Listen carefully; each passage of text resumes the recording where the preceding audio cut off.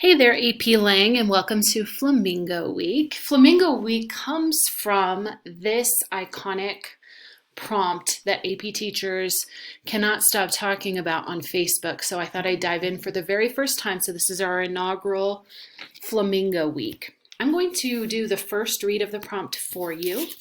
You will be rereading this prompt several times over the week as you look at some of the review for rhetorical analysis videos over introductions and conclusions and specifically rhetorical situation.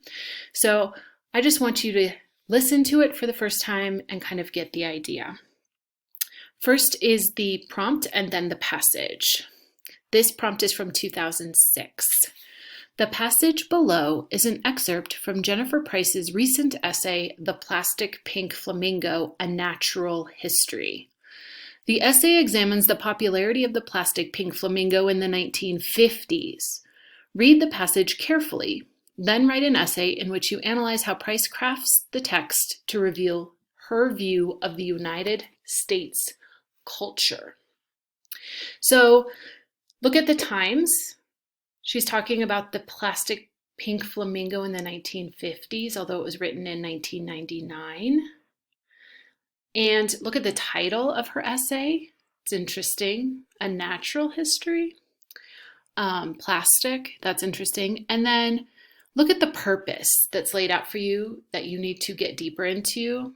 Her view of United States culture. So the subject is plastic pink flamingos and their popularity in the 1950s, but the purpose has something to do with her view of the United States culture. All right, here is the passage. When the pink flamingo splashed into the 50s market, it staked two major claims to boldness. First, it was a flamingo. Since the 1930s, vacationing Americans had been flocking to Florida and returning home with flamingo souvenirs. In the 1910s and 1920s, Miami Beach's first grand hotel, the Flamingo, had made the bird synonymous with wealth and pizzazz. Later, developers built hundreds of more modest hotels to cater to an eager middle class served by new train lines, and in South Beach especially, architects employed the playful Art Deco style, replete with bright pinks and flamingo motifs. This was a little ironic, since Americans had hunted flamingos to extinction in Florida in the late 1800s for plumes and meat. But no matter. In the 1950s, the new interstates would draw working-class tourists down too. Back in New Jersey, the Union Products Flamingo inscribed one's lawn emphatically, with Florida's cachet of leisure and extravagance. The bird acquired an extra fillip of boldness, too, from the direction of Las Vegas, the flamboyant oasis of instant riches that the gangster Benjamin Bugsy Siegel had conjured from the desert in 1946 with his Flamingo Hotel. Anyone who has seen Las Vegas knows that a flamingo stands out in a desert even more strikingly than on a lawn.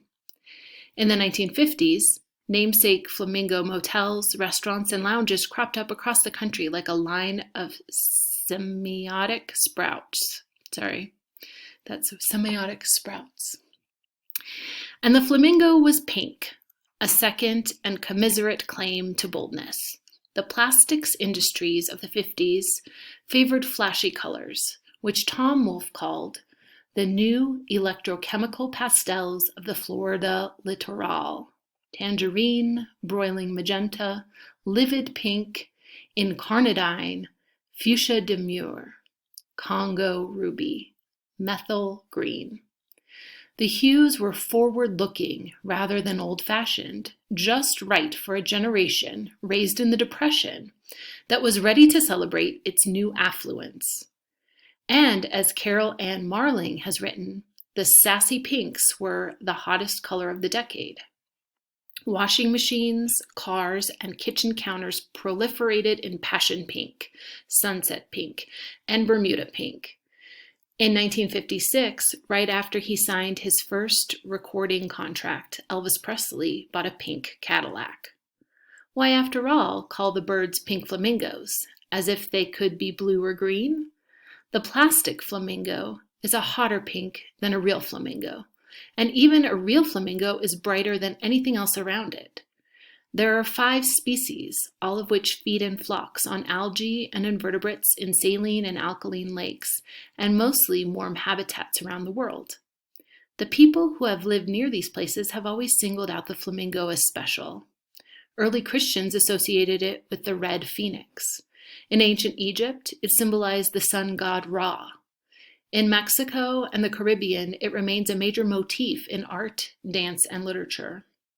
No wonder that the subtropical species stood out so loudly when Americans in temperate New England reproduced it, brightened it, and sent it wading across an inland sea of grass.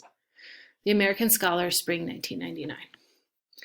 All right, sorry for tripping over some of those interesting words there. I haven't read out loud for a while.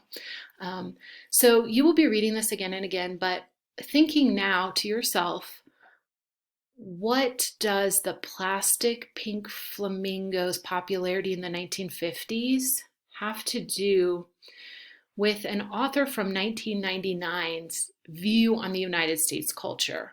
This is a difficult prompt, and it's mostly difficult because of the rhetorical situation. So this week you will be watching some really fantastic review videos on AP YouTube that I've laid out for you in Canvas and on the weekly plan, and they will walk you step by step first through the rhetorical situation so that you can craft a really strong thesis. So I hope you have fun with Flamingo Week. I miss you, and I thought I'd just read this so you could hear my voice a little longer. I hope you all are doing well, have fun, and live up the flamingo-ness this week. Talk to you later. Bye.